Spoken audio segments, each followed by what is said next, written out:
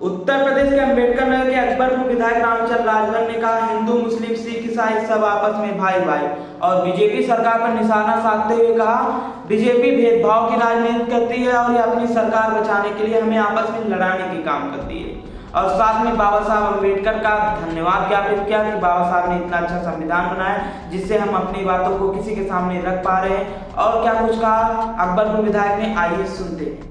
Emmanuel जो vision document जो सरकार 2047 लेकर आई है, ये तो संभव तब होगा जब हिंदू मुस्लिम सिख ईसाई हम सब आपस में भाई भाई। लेकिन ये सरकार भेदभाव पैदा करके और केवल अपनी सरकार बचाने के लिए हमें आपस में लड़ाने का काम करती है।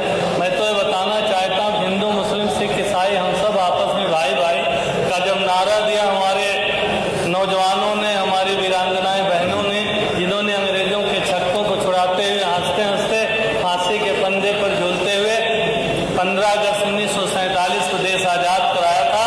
और धन्य बाबा बी आर अम्बेडकर साहब, जिन्होंने इस देश का पवित्र संविधान बनाकर इस देश के प्रथम राष्ट्रपति डॉक्टर राजेंद्र प्रसाद जी को सौंपने का काम किया।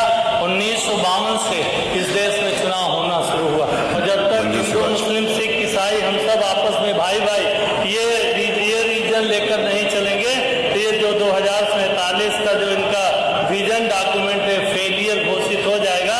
मैं बताना चाहता हूँ कि मेरे दुख में कि विकसित भारत, आत्मनिर्भर भारत, वो विकसित उत्तर प्रदेश ये कैसे संभव होगा जब हमें आपस में लड़ाने का काम करते हैं, भेदभाव पैदा करने का काम करते हैं। मैं बताना चाहता हूँ, अभी हमारे माननीय मंत्री जी एक बात कर रहे थे कि सपा की सरकार में आरक्षण की लूट हुई, लेकिन मैं बताना चाहता हूँ धन्य बाबा बी आर अम्बेडकर साहब, जिन्होंने भारतीय संविधान में बैकवर्डों और शेड्यूल कास्ट शेड्यूल ट्राइब को आरक्षण देने का काम किए हैं। उसी के आधार पे जब इस प्रदेश, इस सूबे के मुख्यमंत्री श्री अखिलेश यादव जी थे तो उन्होंने बैकवर्डों और SC ST के भाई बहनों को सरकारी नौकरी देने का काम किया। लेकिन जो भाईचारे की बात नहीं करते, मैं कहना और बताना चाहता हूँ, जितनी सरकारी नौकरियां देने के लिए, यहाँ सरकारी नौकरी देने के लिए परीक्षाएं हुई, सारी परीक्षाएं लीक हो गई। इनकी मंशा जो सामने बैठे हैं, सरकार की मंशा जो है बैकवर्ड SC ST को सरकारी नौकरी देने की नहीं है। यहाँ तक कि जो मतलब आउटसोर्सिंग से नौकरी दे रहे हैं उसमें भी बड़े पैमाने पे भेदभाव किया जा रहा है। आज बेरोजगारों की फौज खड़ी है, बेरोजगार आज कितना परेशान है, कितने की शादी टूट गई, कितनी बहनों की शादी टूट गई इस आशा में कि अगर नौकरी मिलेगी, सरकार नौकरी देगी तो हमारी बहन की शादी हो जाएगी, हमारी शादी हो जाएगी, वो टूट गई। और मेरे दोस्तों, ये तो केवल ढोल का घोंसला है। किसानों, आज किसान की आर्थिक स्थिति कितनी दयनीय है। आज हर पूरा प्रदेश कर्ज के बोझ से दबा हुआ है और किसान दर दर ठोकर खा रहा है। और किसान अगर 1 लाख का कर्ज लिया है तो तहसील वाले उसको उठाकर और मतलब कितना परेशान करते हैं। लेकिन यहाँ तो तमाम कई हजार जो है कर्ज लेकर भगोड़े भाग गए, वो देश को छोड़कर भाग गए, उन पर सरकार कोई कार्रवाई नहीं कर रही है। और मैं कहना चाहता हूँ कि आज किसानों की स्थिति बहुत दयनीय है।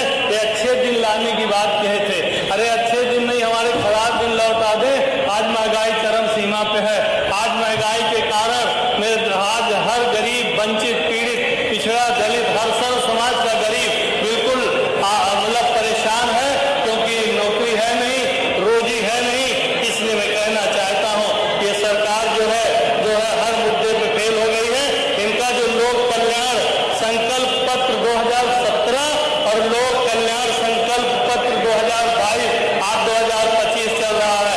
ये 7-9 साल में अगर उसका 50% भी काम किए हों तो मैं जानता तो मानूंगा कि जो है विजन डॉक्यूमेंट जो 2047 है, अरे 2047 तो बहुत लंबा है। और हमारा जो विजन है, समाजवादी पार्टी का जो विजन है कि 2027 में समाजवाद जो आज ये सामने बैठी सरकार हर क्षेत्र में जो फेलियर घोषित हो गई है, महंगाई, कानून व्यवस्था, भ्रष्टाचार और महिलाओं को सुरक्षा ना दे पाना, बेरोजगारों की फौज करी है। आज हमारे बच्चों का भविष्य अंधकारमय है।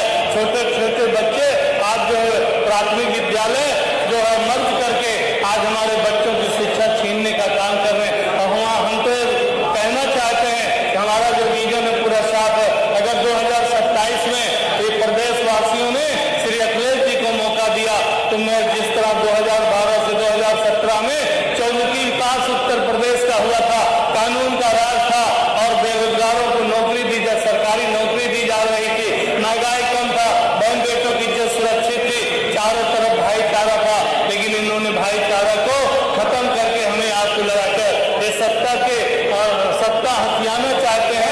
ये लोग वोट के सौदागर हैं, इसलिए आज महंगाई चरम, बिजली की बात बहुत हो रही। मैं तो गांव में रहता हूँ, 5 घंटा 6 घंटा भी बिजली नहीं मिलती मुझे जो है एक्शन से बात करना होता है।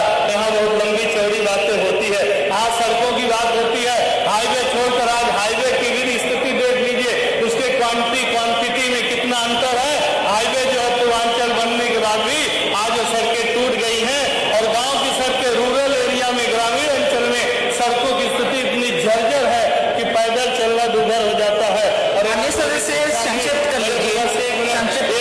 एक मिनट, आज हॉस्पिटलों की स्थिति देख लीजिए, पूरा जर्जर हो गया है। इसलिए मैं लंबी बातें, क्योंकि एक मिनट और मुझे दे दीजिए। मैं कहना चाहता हूँ कि माननीय मुख्यमंत्री जी चले गए, मैं कहना चाहता हूँ कि इस तरह भेदभाव ये हमारे माननीय सदस्यगणों के साथ की जाती है। त्वरित विकास योजना में 403 विधायकों से जो है प्रस्ताव लिया गया, लेकिन जितने हमारे माननीय प्रतिपक्ष के विधायक हैं, माननीय सदस्य खत्म कर लीजिए। 5 करोड़ रुपया 6 मिनट हो गए आपके विकास के लिए नहीं दिया गया, तो ऐसे कितना बड़ा भेदभाव है, ये कैसा अन्याय है हम विपक्ष के विधायकों के साथ। तो कैसा इनका 2047 का विजन, ये तो केवल एक छलावा है। मैं आपको धन्यवाद देते हुए चाहता हूँ, मेरे यहाँ एक 4 लेन सड़क बनने की बात है, मैंने माननीय मुख्यमंत्री जी के हाथ में दिया था, लेकिन आज तक वो हुआ नहीं। दे दीजिएगा। धन्यवाद।